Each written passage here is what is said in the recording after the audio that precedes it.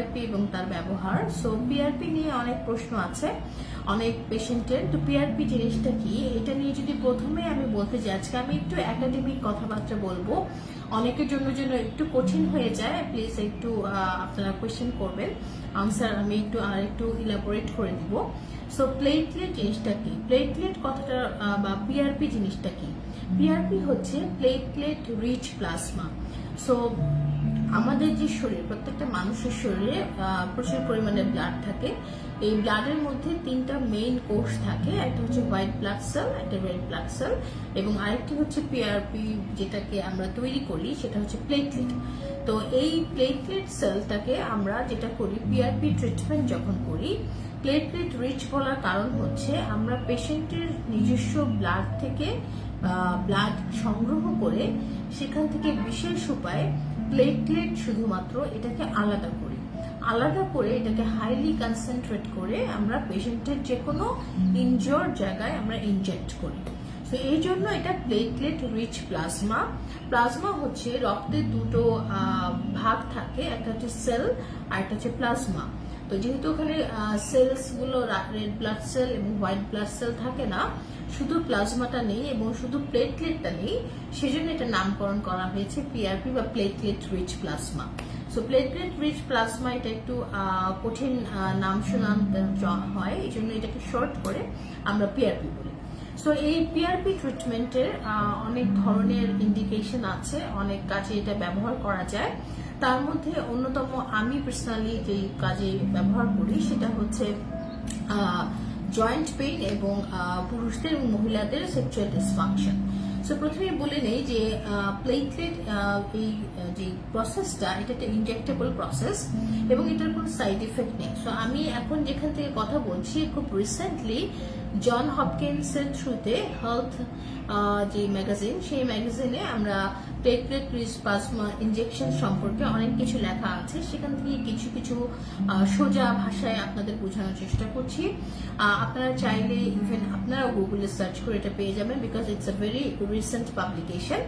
So প্লেটলেটে আমরা যেটা দেখছি যে এটা একটা ইনজেকশন, এটার কোনো সাইড ইফেক্ট নেই এবং দেখা যাচ্ছে যে এটা দেওয়ার পরে পেশেন্টের যে কোনো ইনজিওর এরিয়া খুব তাড়াতাড়ি রিকভার করছে। এরপরে এনআইএইচ বা ন্যাশনাল ইনস্টিটিউশন অফ হেলথের একটা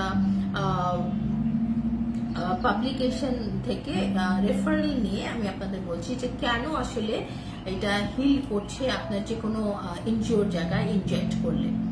আচ্ছা, হোয়াট ইজ পিআরপি? অলরেডি আমি ডিসক্রাইব করেছি। পিআরপি হচ্ছে platelet rich plasma. And does PRP helps in osteoarthritis? হ্যাঁ, আমি আসবো অবশ্যই। অস্টিওআর্থ্রাইটিস হচ্ছে আমাদের হাড়ের ক্রনিক ক্ষয়, এটাকে আমরা মেডিকেল ভাষায় যখন আল্ট্রাসাউন্ড, এক্সরে অথবা এমআরআই করা হয় তখন অস্টিওআর্থ্রাইটিস বলা হয়। এটা হচ্ছে হাড়ের ক্ষয়ের সাথে ইনফ্ল্যামেশন, এই দুটো একসাথে যখনই আমাদের মেডিকেলে কোনো কিছুতে ইনফ্ল্যামেশন হয় আমরা আইটিস শব্দটি ব্যবহার করি। সো অস্টিওআর্থ্রাইটিস হচ্ছে হাড়ের ক্ষয়ের এবং ইনফ্ল্যামেশনের একটি কম্বিনেশন। সো সাধারণত বয়স বেশি হওয়ার পাশাপাশি কোনো ইনজিওর হলে অথবা ফিমেলদের মেনোপোজের পরে অস্টিওআর্থ্রাইটিস কমন একটা প্রবলেম। এছাড়া ওবেসিটি বা অনেক বেশি ওজন থাকলেও দেখা যায় যে আমাদের হাঁটু অথবা যে জায়গায় খুব বেশি প্রেশার পড়ে, কোমরে, পিঠে, ব্যাক পেইন হয়, আমাদের ঘাড়ে, এসব জায়গায় এই প্রবলেম বা এই চেঞ্জগুলো দেখা যায় এক্সরেতে। আমরা সেই অস্টিওআর্থ্রাইটিস ট্রিটমেন্টে পিআরপি যথেষ্ট হেল্প করে, কারণ প্রথমেই বললাম যে পিআরপি আপনার ইনজিওর প্রসেসকে, যেখানে ইনজিওর আছে সেখানে এটা স্টিমুলেশন করে রিপেয়ার করতে হেল্প করে। সো কেন, কিভাবে হেল্প করে? সো আমি যেটা বলছিলাম, এনআইএইচ এর রিসেন্ট একটা পাবলিকেশন থেকে আমি এই কথাগুলো বলছি, বাট দিস ইজ এটা একটা পাবলিকেশন, বাট এটা আমরা জানি, এটা আমরা বইতেও পড়েছি যে পিআরপিতে আল্লাহ তাআলা এমন কিছু প্রায় 200-এর উপরে, 203-এর উপরে গ্রোথ ফ্যাক্টর দিয়েছে যেগুলো আপনার হিলিং প্রসেসে হেল্প করবে। হিল মানে অর্থ এটার যদি বাংলা বলি যে কোথাও যদি আঘাত পাওয়া যায় বা ক্ষত হয়, এটাকে রিপেয়ার করা বা এটাকে আবার ক্ষতটাকে নিরাময় করা, এটাই হচ্ছে প্লেটলেটের, হাইলি কনসেন্ট্রেট প্লেটলেটের কাজ। তো সেই ক্ষেত্রে আমরা অবশ্যই যেটা করি সেটা হচ্ছে এখানে প্লেটলেট কনসেন্ট্রেশনটা সঠিকভাবে করার উপর খুব ইম্পর্টেন্স দেই, এবং গ্রোথ ফ্যাক্টরগুলো যেটা ন্যাচারালি তার ভিতরে আছে সেগুলো যেন নষ্ট না হয়, এইভাবে যে প্রসেস করা এটার উপর খুব ইম্পর্টেন্স দেই।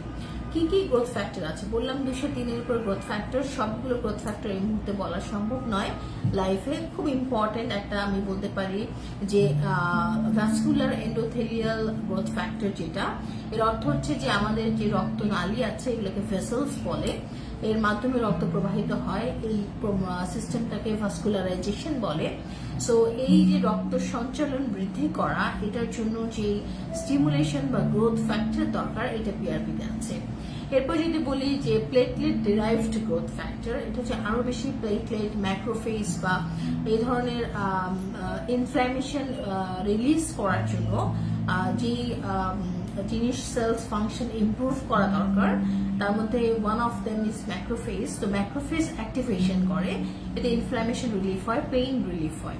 সো অস্টিওআর্থ্রাইটিসে কিন্তু অনেকের পেইন হয় এবং অনেক বেশি পেইন হয়, সেক্ষেত্রে অফকোর্স পিআরপি হেল্প করে। সো এরপরে যদি বলি আরেকটা ইম্পর্টেন্ট যে ইনসুলিন লাইক গ্রোথ ফ্যাক্টর, এটা খুবই ইম্পর্টেন্ট যে এটা যেটা করছে আপনার মায়োব্লাস্ট, ফাইব্রোব্লাস্ট এইগুলোর স্টিমুলেটস করে প্রোটিন সিনথেসিস করছে। সো প্রোটিন সিনথেসিস করলে যেটা হচ্ছে মাসেল গ্রো হচ্ছে, মাসেল বিল্ড হচ্ছে। সাধারণত লিগামেন্ট ইনজুরি অথবা ইরেকটাল ডিসফাংশনে পেনাল রিজনের যেহেতু মেইন স্ট্রাকচার হচ্ছে মাসেল, তো অনেক সময় মাসেল ওয়েস্টিং থাকে ডায়াবেটিসের কারণে, সেই ক্ষেত্রে কিন্তু এই প্রোটিন সিনথেসিসের মাধ্যমে আমাদের ইরেকশনের যে ইস্যুসটা এটা অনেকটাই ইমপ্রুভ হয়ে যায়।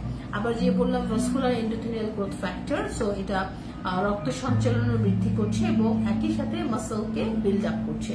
সো ইরেকটাইল ডিসফাংশনেও এটা হেল্প করছে। সো আমি অস্টিওআর্থ্রাইটিস এবং ইডি সবকিছুই যারা প্রশ্ন করেছেন সবাইকে অ্যান্সার একসাথেই দিচ্ছি যে কি কি গ্রোথ ফ্যাক্টর কিভাবে কাজ করছে এবং কোন ডিজিজের ক্ষেত্রে কি কোন গ্রোথ ফ্যাক্টরটা বেশি ইম্পর্টেন্ট। তো এছাড়া এখানে আছে হচ্ছে platelet derived endothelial growth factor. এখন এন্ডোথেলিয়াম আসলে কি? এন্ডোথেলিয়াম হচ্ছে একটা রক্তনালীর কয়েকটা লেয়ার থাকে, সাধারণত 3টা লেয়ার থাকে। সো সবচেয়ে ভেতরের যে লেয়ারটা এটা হচ্ছে এন্ডোথেলিয়াম বলি আমরা। এই এন্ডোথেলিয়াম যদি ড্যামেজ হয়ে যায় তাহলে রক্ত সঞ্চালন ব্যাহত হয়, সেই ক্ষেত্রে এটাকে রিপেয়ার করার জন্য যে গ্রোথ ফ্যাক্টর প্রয়োজন সেটাও কিন্তু প্লেটলেটের মাঝে আছে।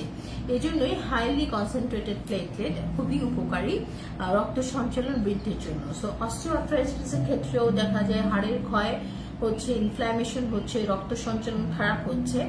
আমরা জানি যে ব্যথার যে একটা আমরা মেডিকেলেই পড়েছি যে ব্যথার যে একটা সিমটমস, হ্যাঁ আমরা পড়েছি যে ইনফ্ল্যামেশন, এই ইনফ্ল্যামেশন এবং রক্ত সঞ্চালন খারাপ হওয়া, এই জিনিসটাকে যদি আমরা রিভার্স করতে পারি, রক্ত সঞ্চালন ভালো করতে পারি, তাহলে পেইন অনেকটা কমে যাবে। আবার ইরেকটাইল ডিসফাংশনেও বা দেখা যায় যে ব্লাড ফ্লো খারাপ হওয়ার কারণে পেনাল রিজিয়নে রক্ত সঞ্চালন খারাপ হওয়ার কারণে কিন্তু এই প্রবলেমগুলো হয়। সেক্ষেত্রেও কিন্তু যদি আমরা এই ফ্যাক্টরগুলোকে হাইলি কনসেন্ট্রেট করে দিতে পারি প্রপারলি, মেক শিওর যে যারা প্লেটলেট তৈরি করছি আমরা তাদের গ্রোথ ফ্যাক্টরগুলো যেন নষ্ট না হয়, কারণ এগুলোর মাধ্যমে এই কাজগুলো হয়। সো গ্রোথ ফ্যাক্টর যদি তৈরি করার সময় ভেঙে যায় বা নষ্ট হয়ে যায় তখন কিন্তু অনেকে অনেকভাবে প্লেটলেট ইউজ করেন, তাহলে কিন্তু এই প্লেটলেট বা পিআরপি কাজ করবে না। সো প্রোটিন সিনথেসিস, তারপরে ভাস্কুলারাইজেশন রক্ত সঞ্চালন বৃদ্ধি যেটাকে বললাম, এছাড়া ইনফ্ল্যামেশন কমানোর জন্য যে ম্যাক্রোফেজ অ্যাক্টিভেশন, এগুলো ছাড়াও ইনসুলিন লাইক গ্রোথ ফ্যাক্টর করা। আরও একটি ইম্পর্টেন্ট হচ্ছে প্লেটলেট ডিরাইভড অ্যাঞ্জিওজেনিক ফ্যাক্টর আছে এখানে। সো আমি একটু দেখে দেখে বলছি যেন প্রপার ওয়েতে বলি, সো দ্যাট আপনাদের সুবিধা হবে। So platelet derived angiogenic growth factor যেটা, এটার ক্ষেত্রে অ্যাঞ্জিওজেনেসিস কথার অর্থ কি? এইটার অর্থ হচ্ছে নতুন কোনো কিছু তৈরি করা।